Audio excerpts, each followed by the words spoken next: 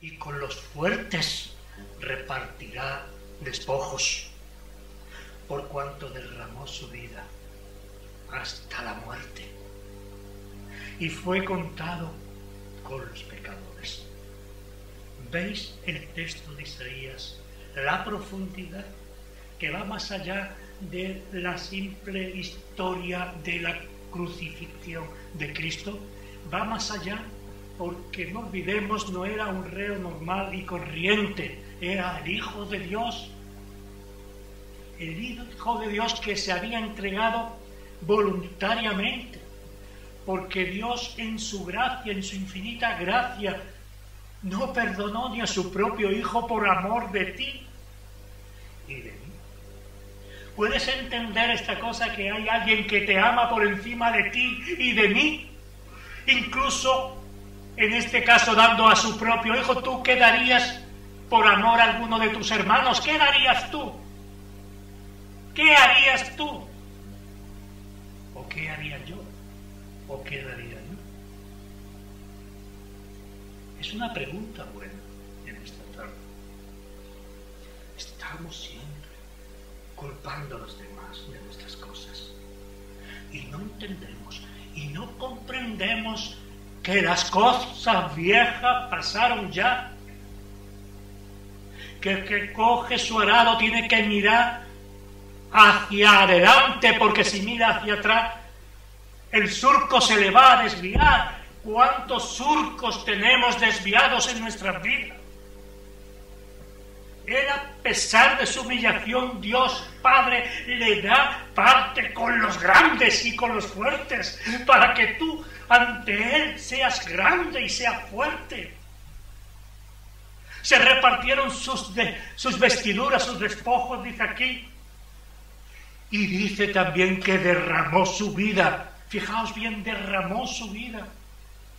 Derramó su sangre, porque la sangre es vida. Derramó su vida, derramó su sangre por cada uno de nosotros, y de una manera particular por ti y por mí. La derramó hasta la muerte, hasta la muerte, aunque fue contado como un vil pecador. Eso era lo que querían. Eso era lo que querían los fariseos, ¿verdad? No desaprovecharon la ocasión. Y allí, en esa condena ignominiosa, terrible para un judío, quería que aquel halo de santidad que el Señor Jesús había ganado a través de los milagros, a través de su enseñanza, había mujeres llorando por él. Había un pueblo, el Señor tenía discípulos, tenía un pueblo allá, quizá como nosotros también, escondidos en nuestras pequeñas cosas. Ellos estaban escondidos, miedosos, porque eran seres humanos como nosotros. Aunque ellos no conocían lo que nosotros conocemos. Ese llevar su cruz, esa crucifixión debe llenarnos, hermanos, de una profunda gratitud al Señor. No debería pasar ni un día que nosotros le pidamos al Señor perdón. Ni un momento. No debería pasar como mínimo un día que no le demos gracias al Señor por lo que ha hecho en nuestras vidas. No somos los mejores, somos lo peor. Si tú te consideras bueno, allá tú, yo me considero muy malo. Y yo me siento muchas veces muy mal. Por todo eso, nuestro Señor Jesús muere en la cruz del Calvario. Por eso deberíamos tener cada día gratitud y expresársela a Él, pidiendo ayuda, dándole gracias por cada una de las cosas que tenemos y que Él nos ha dado. de una manera muy especial por lo que Él hizo en nuestra vida y en la vida de los nuestros. Él se sometió al castigo. Él no abrió su boca. Como cordero fue llevado al matadero y enmudeció. Y nosotros no podemos callar. Cuando los demás nos hacen lo que consideramos malo para nosotros. O a veces, en la mayoría de los casos, el problema que tenemos es el problema sobre el que hablábamos esta mañana, sobre el discernimiento, saber decir, interpretar las cosas con un espíritu evangélico. Es decir, interpretar, discernir y no hacerlo a nuestra conveniencia, a nuestra forma de entender las cosas. Pensamos que así nos descargamos. Pensamos que Dios puede ser engañado, que Dios es el que crees. Si culpa a los demás de lo que tú no eres y pretendes ser. Él se sometió al castigo y a la muerte. Él que podría haber hablado, que podría haber hecho que sus ángeles vinieran a la tierra y destruyeran toda Jerusalén. Él se cayó. Es un ejemplo que tenemos de nuestro hermano Jesús para vivir conforme todos nosotros a esa actitud, a esa bondad y a ese amor que debemos demostrar o mostrar a los demás. Esa actitud, imitar esa actitud puede llevar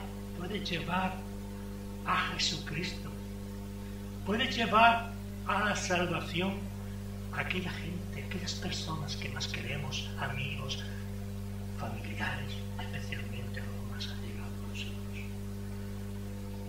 ¿No será que nosotros somos algo que diga lo contrario de lo que nosotros creemos? Pensad que los hijos, por su juventud, nos conocen y saben cómo somos. Saben de nuestras injusticias, de nuestras palabras fuera de lugar, de nuestro orgullo, de nuestra prepotencia. Los hijos lo saben y nosotros tenemos que dar cuenta a Dios por cada uno de ellos, de los que se pierdan. El Señor Jesús nos dice que debemos ser luz, no tinieblas, no tinieblas. Debemos ser Jesús, imitarle a Él y no al mundo. Cierto es que tenemos todos, y yo el primero, caracteres, forma de ser, que no son agradables a nuestros hermanos, que posiblemente no haya maldad en nosotros, pero en verdad pecamos también. Él aquí se sometió al castigo y a la muerte. Yo no voy a decir lo que estoy dispuesto a hacer, pero tengo que hacer una pregunta. ¿Cuál? Cualquiera de los que aquí estáis también, ¿qué estaría tú dispuesto?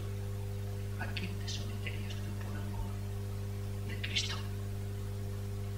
Él, su castigo y su muerte, ese sometimiento al Padre, fue la causa, no lo olvidemos, de nuestra paz y nuestra salvación.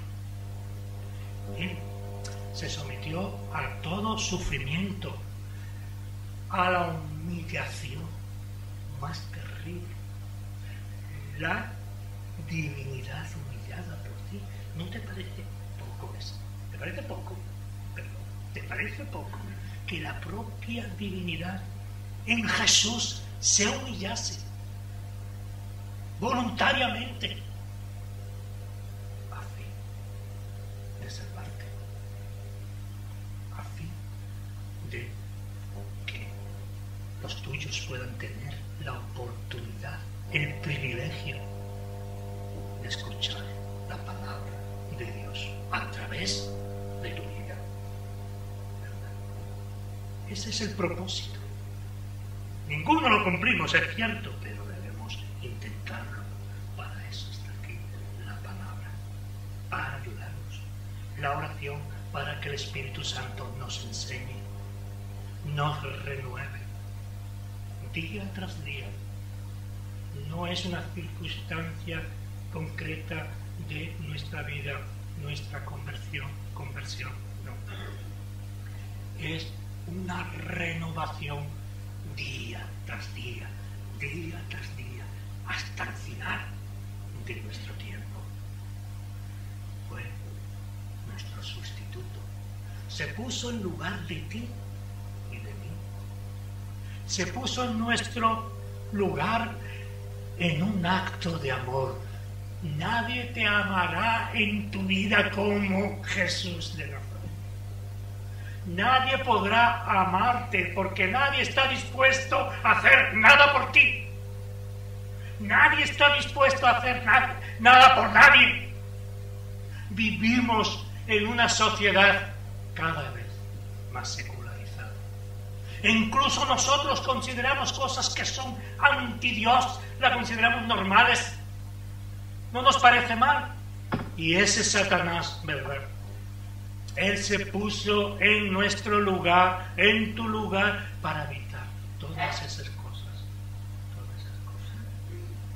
Esto fue un acto de amor. Un acto de amor desde antes del tiempo. Antes que el mundo fuese. Lo he dicho muchas veces. Él te conoció. Y Él te amó. Y a pesar de conocerlo todos tus actos, todos tus pensamientos, te dijo, venga, yo te haré descansar. Y si no fuese por eso, hermano, no podríamos sobrevivir. No podríamos sobrevivir. Bajamos la guardia. Debemos entender que es una lucha contra las tinieblas y que al final de esa batalla, de esa guerra, mejor dicho, tú serás más que vencedor, precisamente por Jesús de Nazaret, precisamente por ese acto de amor en el Gólgota, en el Calvario, precisamente, como he dicho, porque te amó. Él tuvo que llevar la cruz, el madero, pero tuvo que llevar, repito nuevamente, porque es muy importante, tu cruz y mi cruz. Él llevó esa cruz desde la ciudad hasta el monte de la Calavera.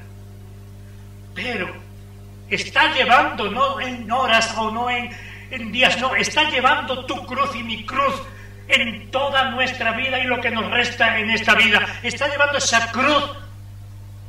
¿Por qué preocuparte? ¿Por qué llorar? ¿Por qué desesperarte? ¿Por qué encerrarte en ti mismo? Te estás perdiendo algo que es muy importante. Te estás perdiendo bendiciones. Te estás perdiendo una relación íntima y directa con Dios. Ah, sí, yo tengo relación con Dios, pero si no la tienes con tus hermanos, no vas a tenerla con Dios, evidentemente. Ni con Jesús.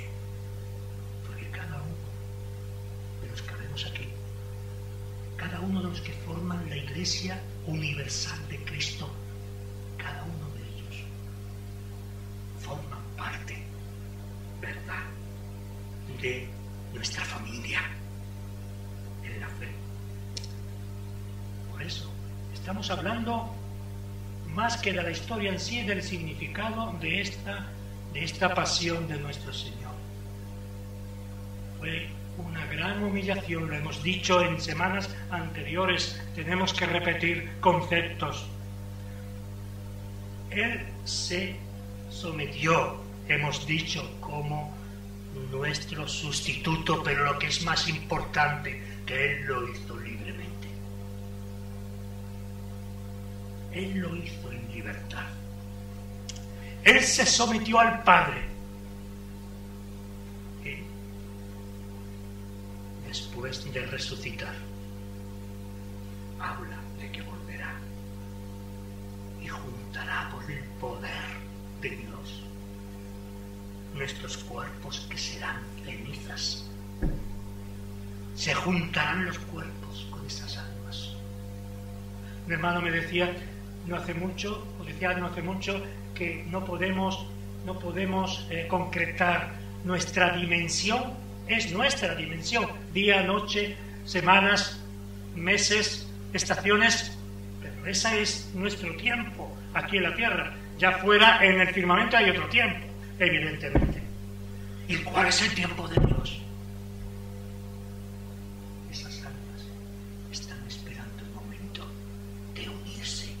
Aquellas personas que queríamos y no están con nosotros, y si fuera un creyente debemos dar gracias al Señor, porque allí nos veremos, allí estaremos en la presencia de Dios, porque Él ha rescatado un pueblo por la gracia de Dios para Él.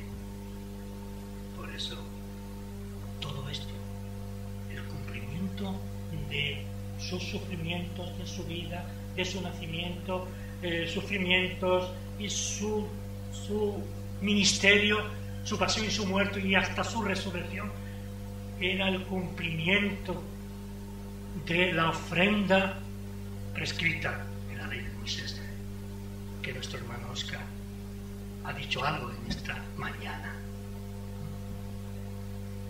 Sí. No eran cuestiones de liturgia, no eran cuestiones de hacerlo todo bonito, ¿no? Los sacerdotes bien con sus sotanas y sus tiaras, a parecer más guapos o para tener más... No. Todo tenía un significado. Y ese significado se cumplió en Jesucristo nuestro Señor. Y esa muerte de cruz, esa cruz que llevaba Él hacia el Gólgota, se cumplió también en aquel día. En el día en el que tú aceptaste al Señor como tu único y suficiente Salvador. En el día que Él, por su gracia, te abrió los ojos. Ese día estaba anunciando desde el principio de las Sagradas Escrituras. Estaba anunciando a Jesús de Nazaret.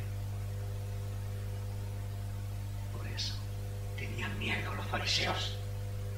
Querían quitar de la mente del pueblo de Jerusalén, viendo un hombre ahí desnudo, destrozado. Mira, aquel que curaba, sanaba, daba vista a los ciegos. No se puede, como decía aquel, ¿no? Si eres Dios, bájate de la cruz. Ese castigo que recibió Jesús, de llevar su propia cruz, lo llevó. Repito nuevamente, porque Él tenía que cumplir la voluntad del Padre. La voluntad del Padre. Aquí encontramos que en las Sagradas Escrituras, en el Antiguo Tiempo, una referencia a lo que estamos diciendo en Levítico 16, 27, y sacarán fuera del campamento al becerro y el macho cabrío inmolados por el pecado, cuya sangre fue llevada al santuario para hacer la expiación, y quemarán en el fuego su piel, su carne y su estiércol. No quedará nada. Era lo que iba a venir. Por eso tendría que ser ejecutado fuera de Jerusalén. Tenían que insistirle a los romanos que fuese allá, que ejecutaran a Jesús fuera de las murallas, porque no se podía. dar la ofrenda por el pecado fuera de la ciudad. Por lo cual también Jesús, para santificar al pueblo, dice el apóstol en Hebreos 13:12, para santificar al pueblo mediante su propia sangre padeció fuera de la puerta. Otra ignominia más. No le dieron ninguna, humanamente hablando, ninguna oportunidad. Debemos, hermanos, estar dispuestos en nuestras vidas a dar un adiós a nuestra paz y sufrir las afrentas que Él sufrió. No sabemos lo que mañana puede sucedernos. Debemos estar dispuestos a dejar todo aquello que amamos en esta tierra por Él, incluso nuestra propia vida. Son muchos los hermanos que hoy la están dando por Jesús. Nuestra propia vida, aunque los demás hagan lo contrario, nosotros debemos estar dispuestos a dar incluso nuestra propia vida, o a dejar las cosas de esta vida que tanto nos gusta. No nos debe preocupar, hermano y hermana, más de lo debido que todos hagan lo contrario a nosotros. No nos dé vergüenza. Miremos a esa cruz, a la cruz verdadera de Cristo, no a la cruz física, al sufrimiento de Cristo, a su dolor y, lo que es más importante, al quedarse solo en la cruz, porque Él era nuestro pecado. Debemos resignarnos y llevar nuestra propia cruz día tras día. En esos problemas, en esas circunstancias que no nos gustan, debemos callar y dar gracias al Señor por ese día, por ese momento. No se trata de poner cruces ornamentales como esta, no. Se trata de llevar nuestra propia cruz, nuestros problemas, y llevarlas al corazón, a nuestro corazón, y grabarla en lo más profundo de nuestro ser, y llevarla en nuestra conducta, en nuestros pensamientos y en nuestras vidas. Es decir, lo que estoy diciendo es que debemos crucificar en nosotros todo lo que somos y lo que pretendemos ser, todo lo que pensamos que somos y lo que pensamos sobre los demás. Debemos llevarlo a la cruz, a nuestra propia cruz. No debemos olvidar que Jesús fue crucificado como Rey. Si tú crees que estás siendo crucificado por otros, no será como Rey precisamente.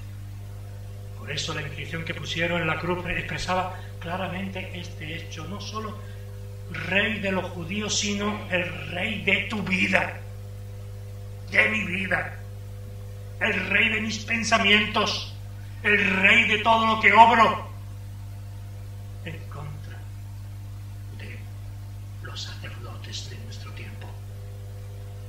Nosotros a veces hacemos de sacerdotes, nos ponemos en ese lugar, y de otros muchos.